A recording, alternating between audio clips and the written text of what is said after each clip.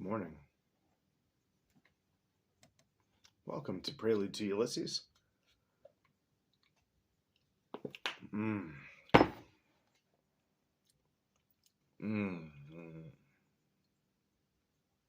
Cool. Today we're going to be reading The Tradesman by Kafka. It's a bit of a longer one. The Tradesman. It is possible that some people are sorry for me, but I am not aware of it. My small business fills me with worries that make my forehead and temples ache inside, yet without giving any prospect of relief, for my business is a small business.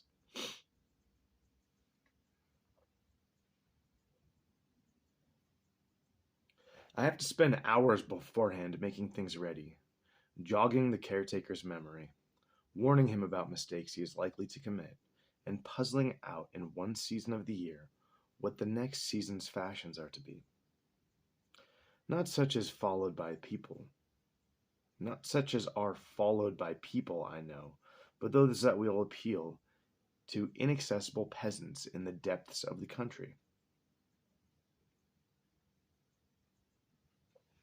My money is in the hands of strangers. The state of their affairs must be a mystery to me.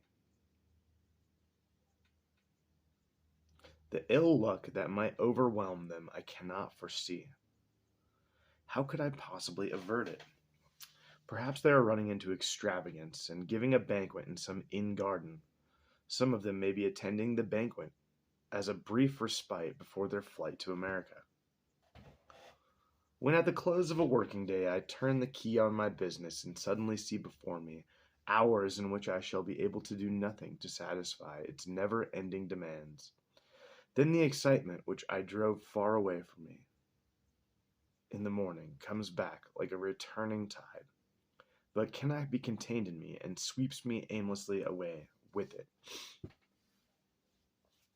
And yet I can make no use of this impulse. I can only go home, for my face and hands are dirty and sweaty, my clothes are stained and dusty, my working cap is on my head, and my shoes are scratched with the nails of crates. I go home as if lifted on a wave, snapping at the fingers of both hands, and caress the hair of any children I meet. But the way is short. Soon I reach my house, open the door of the lift, and step in.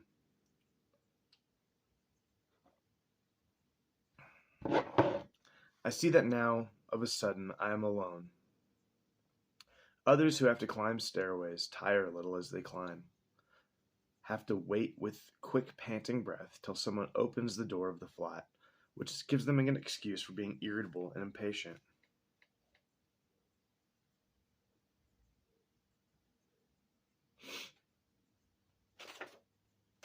They have to traverse the hallway where hats are hung up, and not until they go down a lobby past several glass doors and come into their own room are they alone. But I am alone in the lift, immediately, and on my knees gaze into the narrow looking glass. As the lift begins to rise, I say, "Quiet now, back with you." Is it the shadow of the trees you want to make for, or behind the window curtains, or into the garden arbor? I say that behind my teeth, and the staircase flows past the opaque glass panes like running water. Fly then, he's talking. Let your wings, which I have never seen, carry you into the village hollow, or as far as Paris, if that's where you want to go. But enjoy yourselves there, and looking out of the window, see the processions converging out of the three streets at once, not giving way to each, but marching through each other, and leaving the open space free again as their last ranks draw off. Wave your handkerchiefs, be indignant, be moved, acclaim of the beautiful lady who drives past. Cross over the stream on the wooden bridge. He's still talking to himself or to the people outside the glass of the elevator.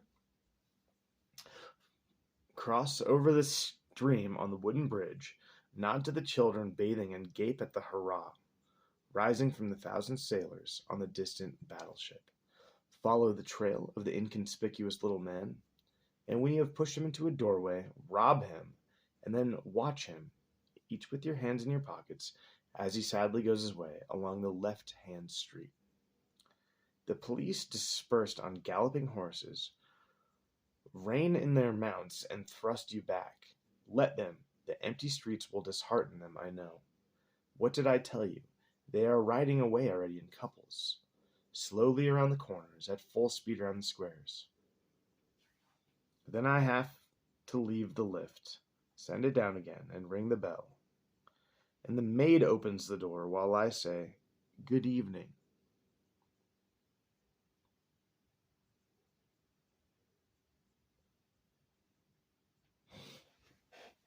Eh.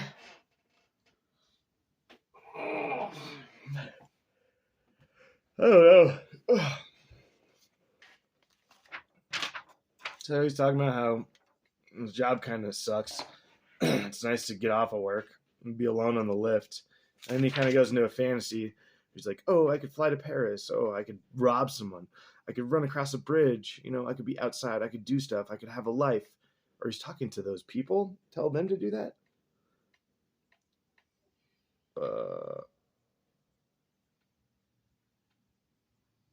And then the police are there in this fantasy. But then it seemed like he was a blue collar worker, but he has a maid or something at the end of it. I don't know, Kafka. Bro, I'm going to play a song for you.